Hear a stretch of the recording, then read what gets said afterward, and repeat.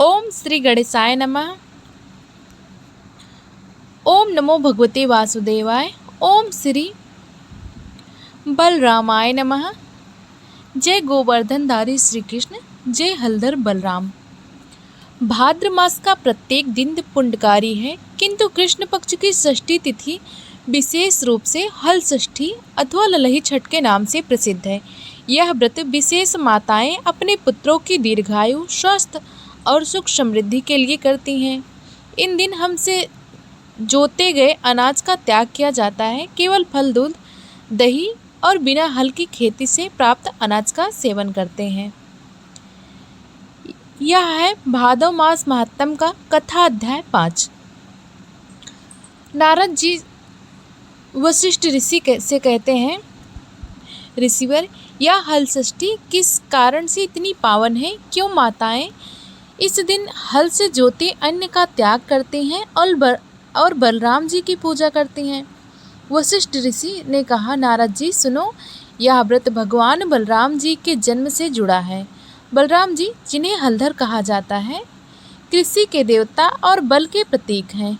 उनका जन्म रोहिणी नक्षत्र में हुआ और जिस समय उनका अवतरण हुआ उस दिन भाद्रपद मास की षष्ठी तिथि थी। इसी कारण इस दिन हल और बैल का विशेष सम्मान किया जाता है और माताएं अपने पुत्रों की रक्षा हेतु यह व्रत करती हैं।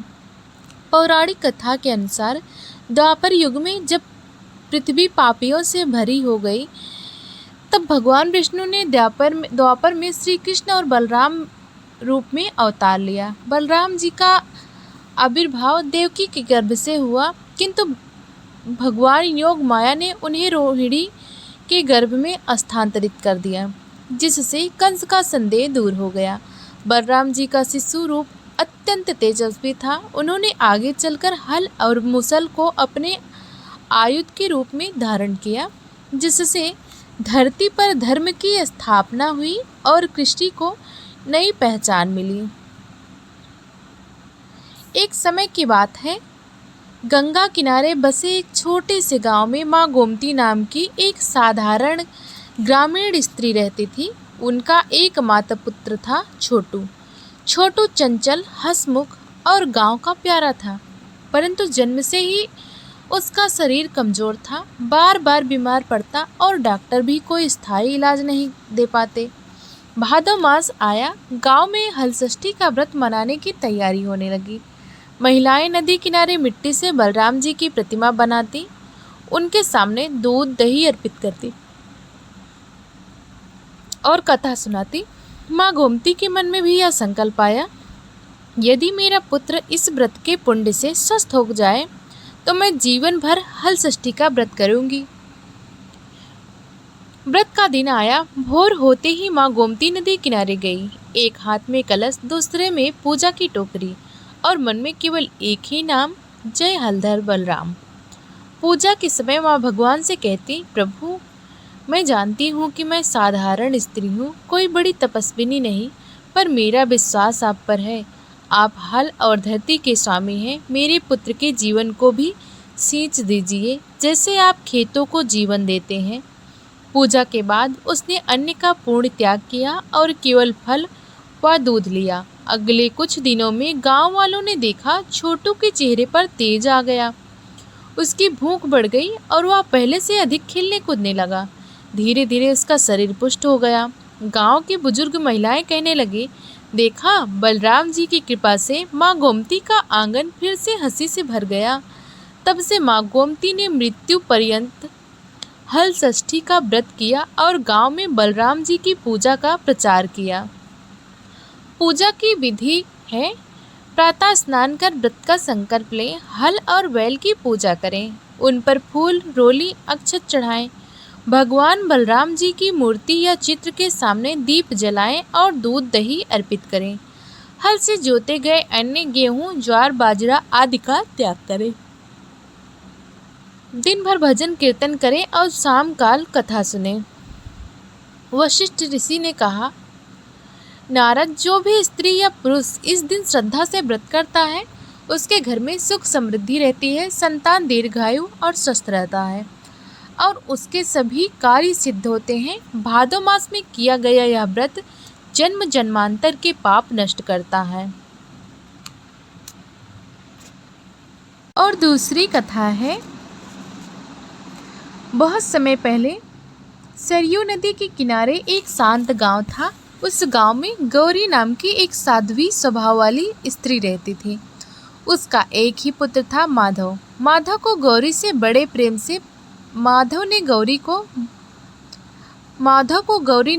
प्रेम से पाला था। वह बचपन से ही बलराम जी का नाम लेकर ही उठता बैठता।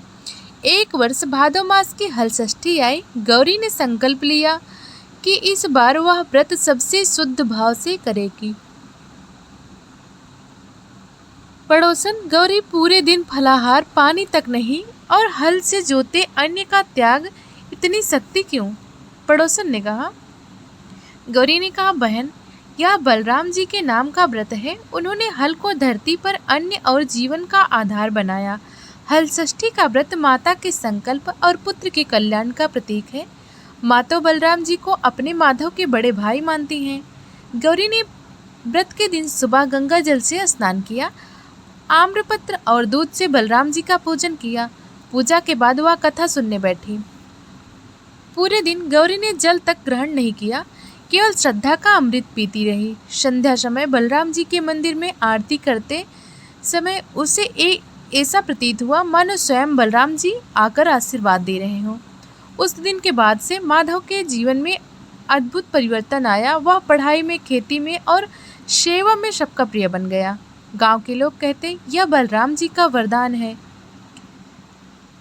और दूसरी कथा है, किसी समय कुरुक्षेत्र के पास एक आश्रम में वेदांत नाम का एक युवा शिष्य था। वह गुरु की सेवा में इतना तल्लीन था कि अपनी व्यक्तिगत इच्छाओं का कभी विचार ही नहीं करता, परंतु उसका एक सपना था, अपने गांव में अन्न और जल की समृद्धि लाना। एक दिन आश्रम में हल षष्ठी का पर्व आया। गुरु ने कहा, वेदांत, यह व्रत केवल माताओं के लिए नहीं, जो भी बलराम जी के प्रति प्रेम रखता है वह इसका फल पा सकता है, तो भी इसका पालन कर। वेदांत ने व्रत आरंभ किया। ना हल से जोता अन्य, ना अनाज का स्पर्श, केवल फल और श्रद्धा। उसने बलराम जी से प्रार्थना की, प्रभु, मेरी मनोकामना केवल मेरी भूमि की उन्नति और गांव में सुख शांति है। व्रत समाप्त होते ही आश्चर्य हुआ। गांव के खेतों में ऐसी हरियाली आई जो पहले कभी नहीं दिखी। न केवल अन्न की भरपूर उपज हुई, बल्कि गांव के लोगों ने भी बलराम जी के भक्त बन गए। देवर्षि वशिष्ठ कहते हैं, देवर्षि, इन कथाओं से स्पष्ट है कि हल षष्ठी का व्रत केवल संतान प्राप्ति के लिए नहीं, बल्कि परिवार और समाज के सुख के लिए भी अत्यंत फलदायी है। यह मन में अटूट श्रद्धा और निस्वार्थ भाव हो, तब भगवान बलराम जी स्वयं रक्षा करते हैं। नारद जी ने कहा, मुनिवर, यह तो सचमुच मन को भक्ति में डुबो देने वाली कथा है। जो भी इसे सुनेगा वह अवश्य व्रत करेगा और बलराम जी की कृपा पाएगा। और कथा है, गंगा किनारे बसे एक गांव में रमेश नाम का एक किसान रहता था। रमेश मेहनती था, ईमानदार था, लेकिन उसकी एक ही इच्छा थी, उसके जीवन में संतान का सुख हो। कई वर्षों से वह और उसकी पत्नी सावित्री संतान के लिए तरस रहे थे। एक दिन गांव के वृद्धा काकी ने कहा, बेटा रमेश, इस बार ललही छठ का व्रत करना। बलराम जी हल चलाने वाले किसान के सच्चे रक्षक हैं, वे जरूर तुम्हारी झोली भर देंगे। रमेश और सावित्री ने पूरी निष्ठा से तैयारी की। व्रत वाले दिन सुबह सुबह गंगा में स्नान किया। सावित्री ने पीली साड़ी पहनी और दोनों ने मिट्टी का हल और बैल बनाकर पूजा स्थल सजाया। पूजा के समय सावित्री की आंसू थम नहीं रहे थे। सावित्री ने प्रार्थना किया, प्रभु, मैं ना सोना मांग रही हूँ, ना महल, बस इतना दीजिए कि मेरी गोद भर जाए। उस रात रमेश ने स्वप्न देखा, खेतों में लहलहाती फसल के बीच से बलराम जी हल लेकर आ रहे हैं। बलराम जी मुस्कुराते हुए, रमेश, तेरे खेत में इस बार फसल भी होगी और तेरे घर में हंसी भी गूंजेगी। कुछ महीने बाद सावित्री ने एक सुंदर बालक को जन्म दिया। उसका नाम रखा गया ललन। बलराम जी की कृपा स्वरूप गांव में यह घटना सबके लिए श्रद्धा का प्रतीक बन गई। रमेश हर साल उसी भक्ति से व्रत करता रहा और कहता, ललही छठ मेरे लिए केवल व्रत नहीं, भगवान बलराम जी का जीवित चमत्कार है। प्रिय भक्तों, ललही छठ केवल खेत और फसल का पर्व नहीं है, यह हमारे रिश्तों और हमारी माताओं की आस्था और भगवान के साथ हमारे हृदय के बंधन का पर्व है। जब हम श्रद्धा से सिर झुकाते हैं तब भगवान हलधर बलराम केवल हमारी खेती ही नहीं, हमारे भाग्य में भी हरियाली भर देते हैं। यदि आपको यह कथा सुनकर मन में एक भी आस्था की ललही छठ उठी हो तो इसे अपने गांव, शहर में, अपने परिवार में और अपने बच्चों को अवश्य सुनाएं। अगर आपको यह वीडियो पसंद आई हो तो लाइक करें, चैनल को सब्सक्राइब करें और बेल आइकन दबाना ना भूलें ताकि आने वाली कथा सबसे पहले आप तक पहुंचे। जय हलधर बलराम।